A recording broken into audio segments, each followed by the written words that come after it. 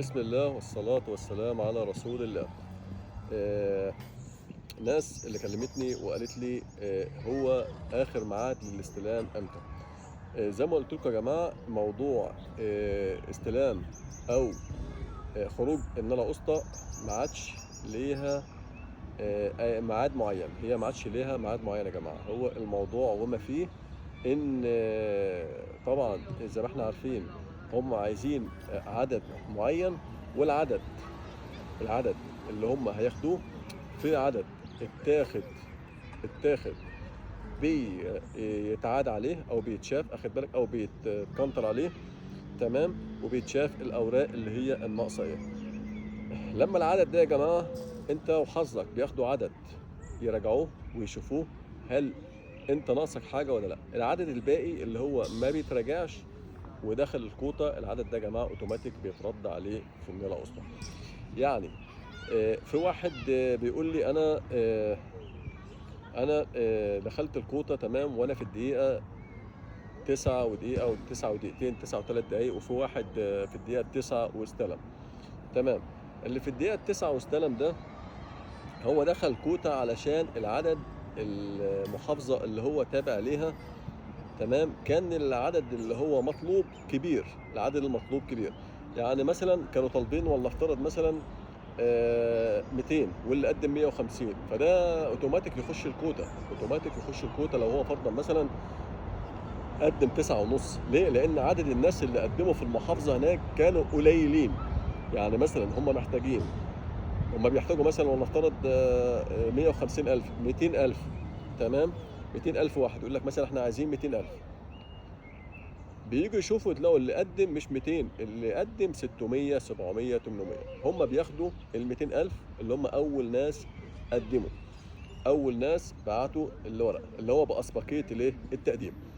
فلما بياخدوا اول 200 واحد بيبداوا يفرزوا فيهم، بيبداوا يفرزوا فيهم ويشوفوهم العدد اللي هم عايزينه. يبداوا يفرزوا مثلا ايه. فرضا الموظفين بياخدوا، كل موظف بياخد له مثلا 1000 1000 1000 1000. تمام. والمتبقي بعد كده، بعد ما 5 موظفين مثلا كل واحد ياخد له 1000 المتبقي، ولا افترض من 200 100 185 155 على حسب الموظفين هياخدوا عدد قد ايه بالظبط. انا بقول يا جماعه كوجه مثال، انا بقول كمثال. طبعا الموظفين كل موظف بيقعد يفتح في الملف ويشوف ويقرا ويعمل، انتوا عارفين يعني هم عندهم بالهم طويل شويه. فعلشان يقعد بقى يفرز الملف ويشوف، يقول لك انا باخد الملف بشوفه علشان اعمل شغل على اكمل وجه. بيعمل الشغل على اكمل وجه. قعد في الملف مثلا، ولا افترض ساعه ساعتين 3 يوم 2، مفيش حد بيتكلم معاه. اقل ما فيها هيقول الملف ده ناقص، الملف ده كذا، الملف ده كذا. ده هيطلع طبعا اي حجه واي حاجه. المهم محدش هيعارضه ولا حد هيكلمه.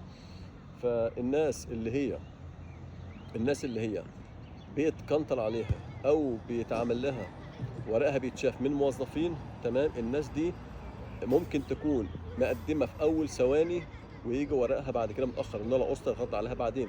ليه؟ الموظف بطيء جدا. الباقي بقى اللي بيترد عليه بسرعه بيترد عليه اوتوماتيك.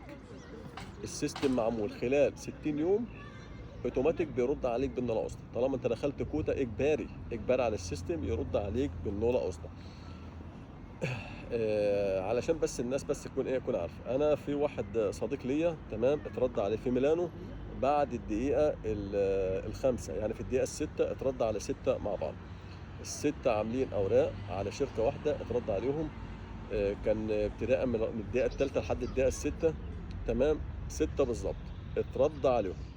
في حد تاني الدقيقه الثالثه الدقيقه الثانيه. طب انا ما تردش عليا ليه؟ انت ما تردش عليك علشان خاطر الموظف لسه بيراجع ورقك. انت دخلت كوتا بس هو بيراجع ورقك، الملف مفتوح. طب هيرد عليا امتى؟ خلال الايام الجايه ان شاء الله هيبدا يرد على الناس باه او لا. انت دخلت كوتا تمام، امورك تمام، ناقص لك ورق.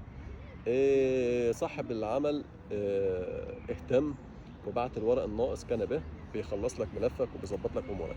صاحب العمل فرضا طنش او كبر دماغه، او ما قراش مثلا الرساله اللي مبعوته، او مثلا كان في مكان مثلا بعيد، او مقدم على حد والحد ده ما اهتمش.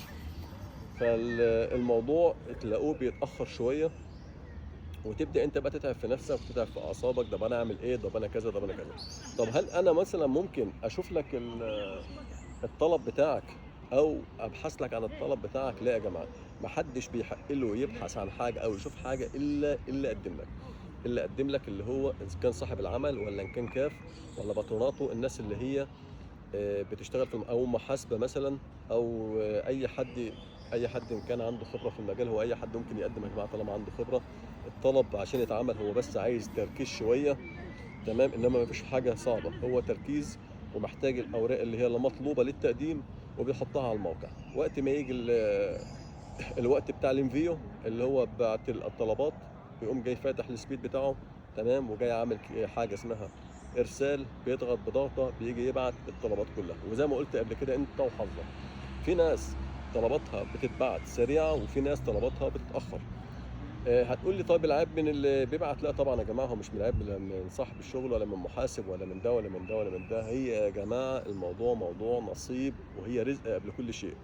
ان كان ليك رزق ان ربنا يكتب لك السفر الايام دي، لا محاله فيه يا جماعه، لا محال فيه. لو ليك رزق تسافر الايام دي هتسافر، ما فيش يبقى الايام الجايه ان شاء الله. وبعدين البلد ما شاء الله يا جماعه يا فاتحه صدرها على الواسع، ما شاء الله. احنا الايام اللي بنشوفها دي في تقديمات الورق وفتح القوانين، عمرنا يا جماعه ما شفنا الموضوع ده. والتسهيلات اللي بيسهلوها عمرنا ما شفنا الموضوع ده يا جماعه. لو تفتكروا انتوا في سنه من السنين ناس كتير جالها نلاقوسطه وراحت السفاره، وكلهم اكترهم كانوا اترفضوا، تمام. كان بيبقى حسب القنصل، والقنصل ملوش مزاج انك تسافر، خلاص بيقوم جاي يعطيك رفض ما يسفركش. انما الايام اللي احنا فيها دي اي حد بياخد نلاقوسطه، طالما ان القسطه بتطلع لك من ايطاليا يبقى انت خلاص امورك تمام ودنيتك تمام وبالسفر. الا اذا صاحب النلاقسطه عنده مشاكل جنائيه في بلده، الا اذا كان صاحب النلاقسطه اللي طلع له عنده مشاكل جنائيه في بلده. النلاقسطه طلعت، النلاقسطه غلط. النلاقسطه الاسم مكان اللقب، اللقب مكان الاسم، تاريخ الميلاد في كذا كذا كذا كذا. ما تشغلش بالك خالص، انت ما تشغلش بالك، خد بعضك وروح الالما فيفا، خد ميعادك وروح الالما فيفا وقدمها، تمام. ومن وقت ما هتقدمها اوتوماتيك هم هيخبروا الالما فيفا، هتخبر البريفاتوره اللي خارج منها النلاقسطه اوتوماتيك. واحده تيجي نسخه تيجي لصاحب العمل ونسخه تيجي لمين؟ تروح لك مصر. فهمتوا يا جماعه؟ مصر، تونس، اي مكان ان كان يعني، مش لازم مصر بالذات، تمام. علشان الناس ما تشيلش هم حاجه، والناس اللي هي قلقانه والناس اللي خايفه والناس اللي تقول لك ما تردش علينا والناس اللي تقول لك في واحد بيقول لي كذا كذا، قلت لكم كذا مره. ما حدش يسمع لحد ولا حد يدي ودانه لحد. اللي انا بقول لك عليه ده هو اللي اتعمل وهو اللي المفروض تعمله، وما تديش ودانك لحد خالص. تمام يا جماعه؟ اظن كده الكلام واضح وكل حاجه يعني ايه ان شاء الله سهله وبسيطه، والبلد بقت بتسهل ما بتصعبش. احنا بس اللي بنصعب الامور على نفسنا بس. انما البلد هنا قدر الامكان بتحاول تسهل الامور على الناس. طالما صاحب العمل ماشي تمام واموره تمام، بيدفع الضرائب بتاعه الشركه، خلاص يا جماعه بتاخد نلاقسط. انما لو صاحب العمل ما بيدفعش حاجه او مش مهتم بموضوع الضرائب، تمام، فما فيش نلاقسط هتجيلك، ما فيش حاجه هتجيلك، لان هم بيشوفوا المواضيع دي، بيشوفوا كل حاجه. وطبعا بناء على عدم دفع مثلا الضريبه، في حاجه اسمها الدرك ما بتخرجش، اللي هي الدرك من اساسيات الشركه، تمام كده يا جماعه. فاهم حاجه؟ اللي يقدم في قانون مع اي حد لازم يكون واثق منه ان ده انسان كويس وبيدفع الضرايب في مواعيدها واموره تمام، علشان ما يحصلش بقى نصب والكلام ده. واي حد يقول لك الايام دي في عقد، لان طبعا السؤال ده سالني 500 مره، كل واحد يقول لي انا في عقد كذا وانا عقد كذا، وفي واحد هيقدم لي، واحد هيديني، واحد هيجيب لي، ما فيش يا جماعه عقود الايام ده خالص. واحد يقول لك احنا اخدين عقود مش عارف منين، واخدين عقود مش عارف ايه. الكلام ده كله يا جماعه كذب في كذب يا جماعه، الكلام ده يا جماعه كذب في كذب، علشان بس ما حدش يجي يقول لي انت ما قلتش ليه، انت ما نبهتناش ليه. انا قلت الموضوع ده بدل المره مليون مره. ما فيش حاجه اسمها انا من ايطاليا خدت 50 عقد و60 عقد و70 عقد. انا ما اقدرش اعمل الكلام ده. انا عن نفسي اللي هنا في البلد وعندي شركه ما بقدرش اعمل الكلام ده. انا بعمل التقديم بناء على ايه؟ التقديم بناء على ان القانون بيفتح، انا عندي دخل، يقول لك بناء على الدخل بتاعك، بناء على الدخل بتقدم لخمسة ستة سبعة تمانية تسعة 10.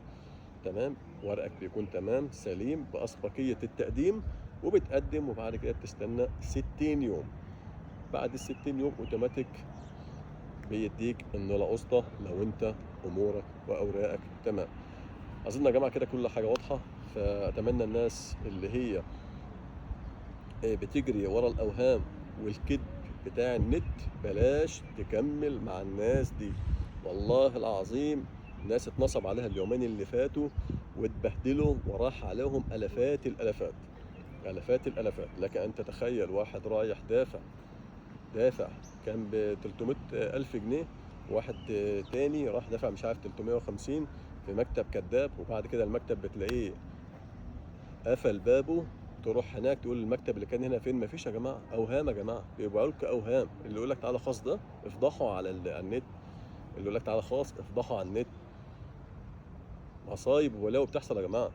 يا جماعه بلاش، انا عارف ان الناس مخنوقه والناس متضايقه والناس عايزه تسافر والناس. مفيش قوانين الايام دي فاتحه، مفيش حد دلوقتي يقدر يجيب اي حد. انا عن نفسي الوقت حاليا ما اقدرش اجيب حد طالما مفيش قانون فاتح، مش هقدر اجيب حد. بنستنى لحد ما القانون يفتح. اللي اتمضى عليه اكيد اللي هو بتاع شهر 3، شهر 3 الجاي ان شاء الله في قانون هيفتح.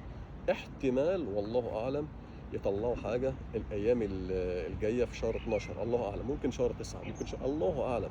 هي يا جماعه الموضوع زي ما قلت قبل كده ما عادش له مقياس، والله ما عاد له مقياس. ما تعرفش هل ممكن يطلع، هل ممكن ما يطلعش، هل ممكن مثلا يردوا علينا من الطلبات اللي بتاعت شهر 3 يدخلوا ناس تانية في الكوتا. كل شيء في الدنيا جايز، كل شيء في الدنيا وارد ان هو يحصل. فطبعا بعد اللي حصل في شهر 12، الناس اللي كانت فاقده الامل والناس اللي خلاص قالت لك احنا ما دخلناش في الكوتا ودخلوا الكوتا واستلموا نولا قسطى، طبعا ما عادش حاجه ليها مقياس، ما عادش حاجه يا جماعه ليها مقياس. ف ان شاء الله باذن الله الناس اللي مقدمه في اول دقايق ومستنيه نولا قسطى تصبر، لان لسه في نولا قسطى هتخرج ان شاء الله. واللي ملفه مفتوح طبعا على ما يكمل ويتظبط باذن الله هيستلم ان شاء الله. وان شاء الله باذن الله لو في اي حاجه زي ما عودناكم اكتبوا لي تحت الفيديو وانا ارد عليكم باذن الله في فيديو تاني. والسلام عليكم ورحمه الله وبركاته.